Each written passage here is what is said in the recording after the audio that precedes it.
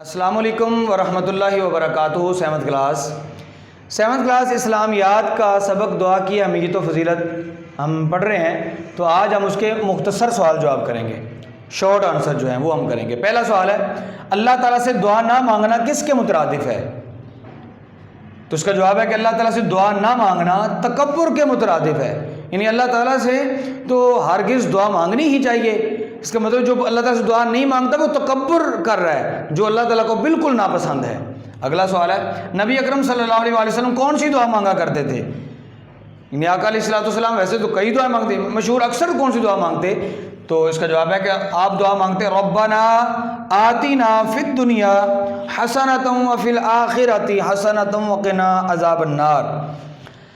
ترجمہ اس کا ہے، اے ہمارے رب ہمیں دنیا میں بھلائی دے اور ہمیں آخرت میں بھی بھلائی دے اور ہمیں آگ کے عذاب سے بچا۔ یہ دعا آقا علیہ السلام اکثر فرمایا کرتے تھے۔ اگلا سوال ہے، نبی کریم صلی اللہ علیہ وسلم کس طرح دعا مانگا کرتے تھے؟ یعنی کون سے انداز میں، کون سا طریقہ اپناتے؟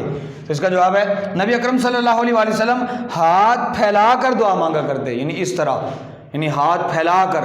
یہ ایک روایت حدیث کا مفہوم ہے کہ آقا علیہ السلام دعا اس طرح ہاتھ پھیلا کے مانگتے کہ آپ کی یہ بغلوں کی سفیدی واضح ہو جاتی۔ تو یہ دعا مانگنے کا طریقہ، اور یہ جو شارٹ کوشچن ہے آپ نے اس کو یاد بھی کرنا ہے اچھے طریقے سے، اور اس کو اپنی خود خط کر کے نوٹ بک پہ آپ نے لکھنا بھی ہے۔ السلام علیکم ورحمۃ اللہ وبرکاتہ۔